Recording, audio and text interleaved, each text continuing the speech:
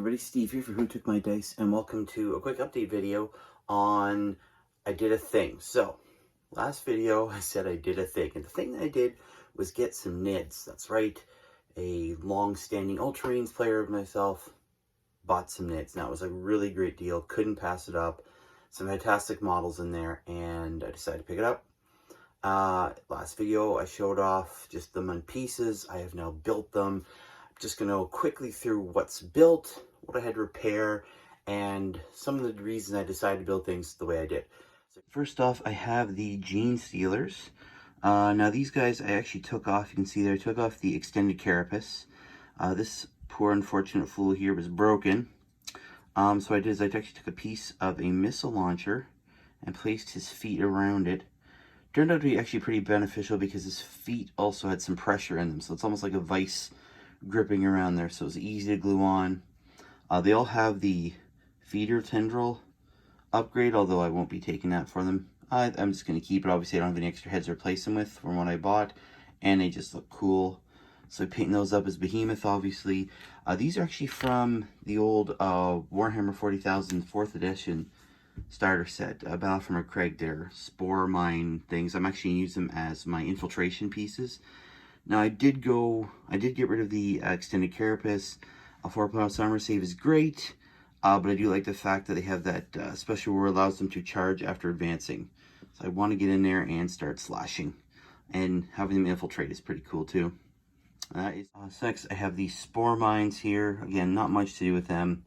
They were already built. I got the regular spore mines, mucilid spore mines, which are basically just like Big Brother versions of these guys. They have a few extra wounds. They do a few more mortal wounds when they explode. Basically just to have fun with them. I'll paint them up as Behemoth like everything else. But for the most part, they're just going to be sort of really small distractionary units to stop people from trying to shoot at my larger units or my Gene Stealers. Yeah, not much to say about it. So this is the first of my big bugs here. The Screamer Killer Carnifex. Easy build. Decided to put the arms up, look like he was charging at something that he's about to slam, maybe a claw down, who knows. Maybe shooting with the bioplasm as he charges into enemy lines. Really nice kit. Obviously, most of it's assembled. Easy put together. Need bases. Those are coming. I'll probably get those at Christmas. My wife has already said she intends to pick up some bases for me. Yeah, obviously paint up as Behemoth. Gonna be fun to play with this guy. Very, very cool model. Oh. And of course, the big himself, Old One Eye. This one I took a little bit longer of a time to mess with, to get positioning right. I'm wanting him, obviously, the way the legs are, he looks like he's moving forward, but I want him to look like he was actually about to just annihilate something. So I twisted the body a bit there, so it's not lined up like the last one. Even moved the head a bit, so it looks like he's almost staring at him with that vacant, empty eye hole that's been blown out. Unfortunately, that's the last thing his unfortunate victim's going to see before they're crushed. The right arm's there, sort of poised for out of the way or not being used, while that left one is about to just swing down and annihilate something. I want, obviously, he's an HQ for the Tyranian army, and I want him to have a bit more of a different stance to show that he really is something to be feared. Obviously, he's got the tail there too. I can't wait to get him painted up. As I said in the last video, when I found out that it was actually Old One Eye, I was super stoked. I'm really, really happy with that. So there you go, guys. There is the built army. It is a fully battle-forged army. I do have Old One Eye as the HQ choice. It is a patrol size. I have the Gene Stealers as a troop choice, a couple of fast ag choices, and heavy attack with the Killer Screamer Killer. I'm still going through the codex and info online there to see how it really works. If I screw anything up, I apologize. I'm still learning all the Tyranid lingo. It's a fun little army. It was such a deal. I couldn't pass it up. I had to get it.